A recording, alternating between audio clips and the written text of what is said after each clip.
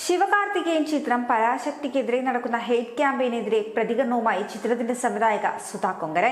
വിജയുടെ പേരെടുത്ത് പറയാതെയായിരുന്നു സുധാ കൊങ്കരയുടെ വിമർശനം. പേരില്ലാത്ത ഐഡികൾക്ക് പിന്നിൽ ഒളിച്ച് മോശമായ രീതിയിലുള്ള അപവാദ പ്രചരണങ്ങളും മാനഹാനിയും നടക്കുന്നുണ്ടെന്നും സ്വന്തം സിനിമ റിലീസ് ചെയ്യുവാൻ സാധിക്കാത്ത ഒരു നടന്റെ ആരാധകരിൽ നിന്നുമാണ് ഇതെല്ലാം വരുന്നതെന്നും ഇതാണ് തങ്ങൾ നേരിടുന്ന ഗുണ്ടായിസമെന്നും സുധ പ്രതികരിക്കുന്നു. വിജയുടെ ജനനായകൻ എന്ന ചിത്രമാണ് സെൻസർഷിപ്പുമായി ബന്ധപ്പെട്ട പ്രതിസന്ധികൾ കാരണം റിലീസ് വൈകിയിരിക്കുന്നത്.